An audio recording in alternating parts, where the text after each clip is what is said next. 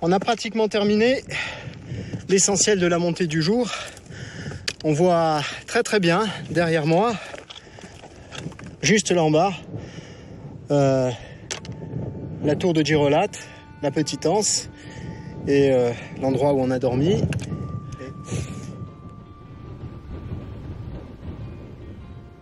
On est quasiment à 700 mètres d'altitude et on voit en bas encore le golfe de Porto. C'est ça le Mare Monti. La tête dans les nuages, les yeux dans la mer. Jeff adore.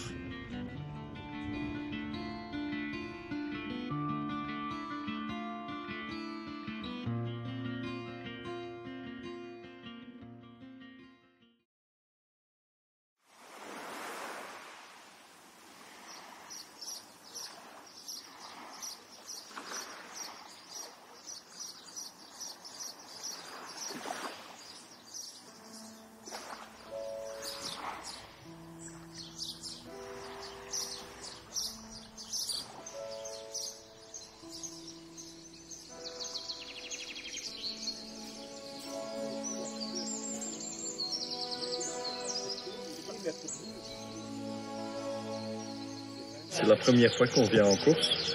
On voulait voir la nature et faire une promenade dans les montagnes parce que nous, comme Belges, on pense que la montagne, ça fait 500 mètres. Mais ici, on a été surpris que c'est quand même plus raide et plus dur que chez nous. La balade d'hier, c'est fantastique. On n'entend que la nature. On n'a entendu aucune voiture, pas d'avion, pas de moto, ni rien. Oui, surtout les points de vue qu'on a eus hier, c'est fantastique. C'est vraiment très très joli. Alors quand on parle de la montagne en Corse, souvent on nous parle du GR20. Pourquoi pas le GR20 et ce sentier? Comment vous êtes arrivé sur ce sentier du Mare Monti? C'est une longue histoire. Parce que bon, c'est un peu un rêve de faire le GR20. Mais bon, physiquement, c'est comme ça qu'on dit, je suis vraiment pas prêt pour ça pour le moment. Donc on a fait un plan B. Et donc là, on a regardé quelles sont les possibilités en course de faire des autres randonnées. Donc là, on a rencontré le Mare Monti. Et donc, on a regardé un peu sur Internet et vu les films, ce qui existait. Et puis, on a décidé, c'est aussi très, très joli. Et donc, c'est un peu moins dur quand même. Et comme on aime bien de vivre, c'est quand même une différence de pouvoir manger et dormir un peu plus en luxe que dans les refuges. On fait 2 jours, 3 jours en montagne et après à la plage, un jour pour se reposer. Alors on remonte. Donc c'est une combinaison de souffrir et de se reposer.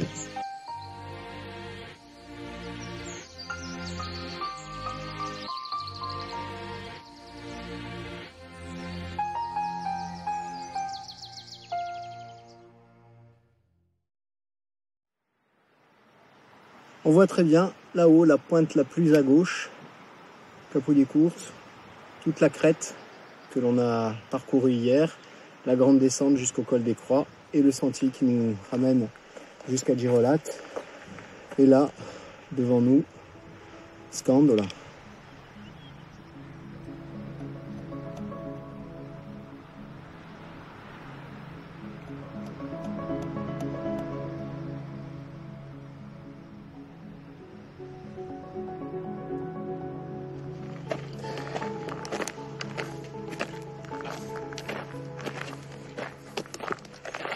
On mesure bien encore une fois la particularité de ce sentier qui nous permet d'être à la fois en pleine montagne et les yeux plongés dans la mer Méditerranée.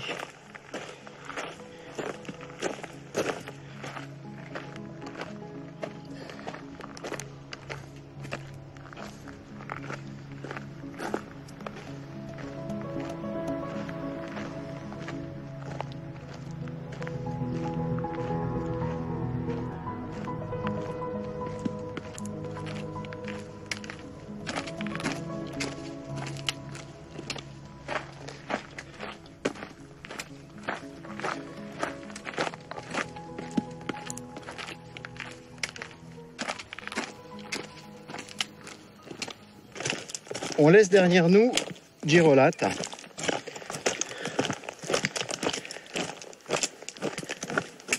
Avec cette impression un peu étrange. Une ambiance totalement différente des villages que l'on a traversés jusqu'à maintenant, que ce soit Marignane et Évise, Ota ou Serrières.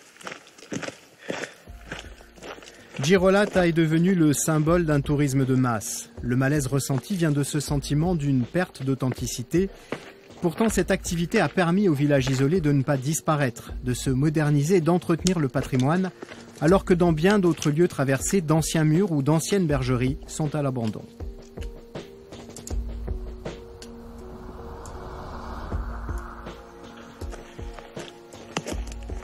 Aujourd'hui, vous le voyez, pour l'instant, c'est un petit peu dégagé, même si on annonce encore des orages cet après-midi en montagne. Et il fait de suite beaucoup plus chaud. Donc il ne faut pas oublier de prendre de l'eau.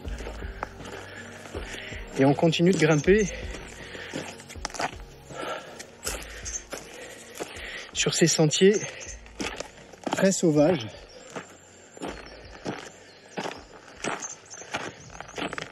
Avec le chant des oiseaux qui nous accompagne.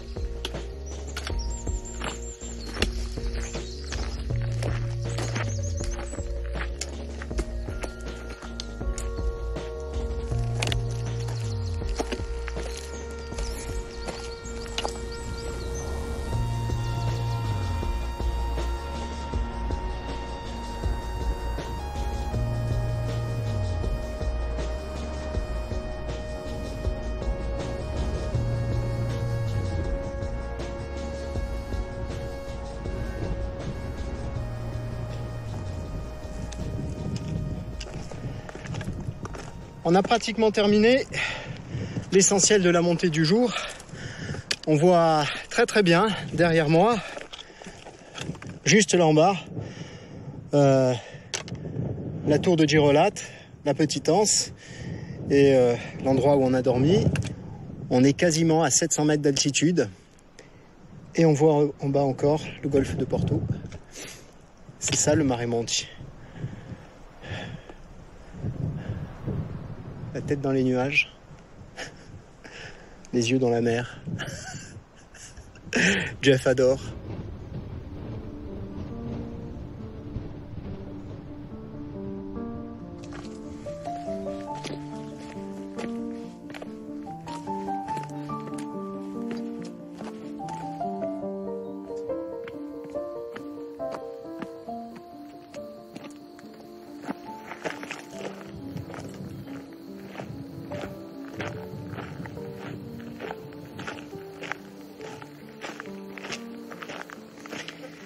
Et c'est ici encore un point de bascule où on va quitter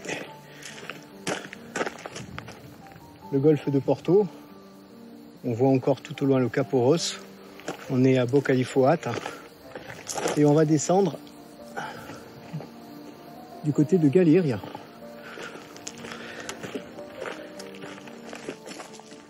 En quelques mètres seulement, les conditions météo changent.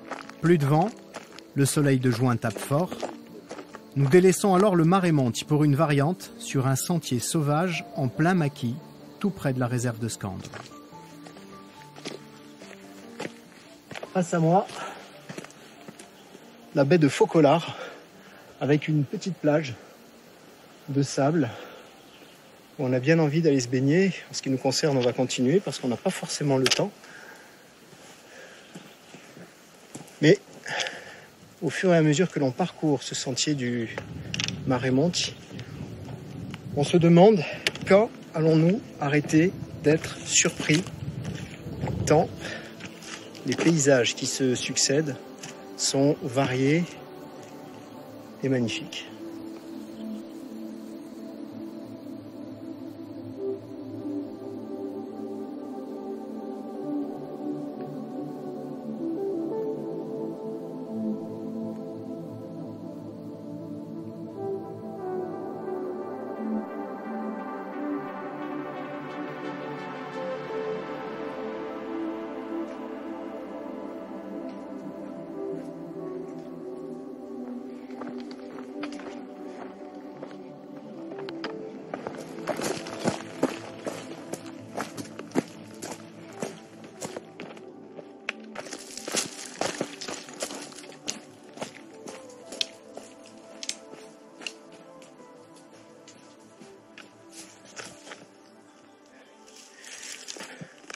au milieu de ce très gros maquis, souvent, tout au long du chemin, on voit ces murs qui montrent bien l'activité humaine qu'il y a pu y avoir il y a déjà quelques dizaines d'années.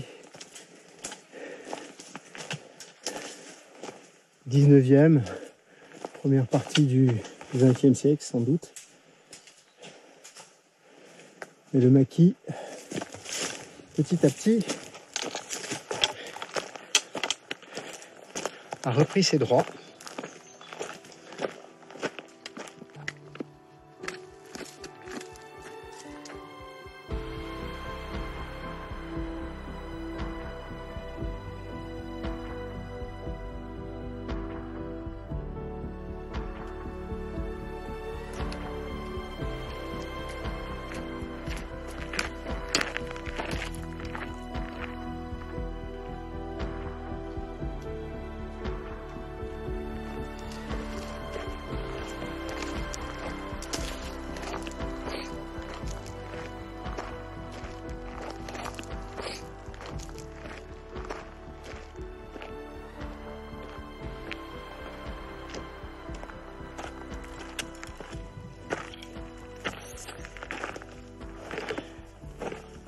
Ça y est, on est arrivé au terme de cette 6e journée sur le Mare Monti. 6e journée entre Girolate, où on était ce matin, et juste en face de moi, Galeria, avec au fond le bas de la vallée du Fango. C'est ici que va donc s'achever cette étape dans le gîte d'étape Upayadio. Attention, ça glisse par ici, Jeff. Du petit caillou.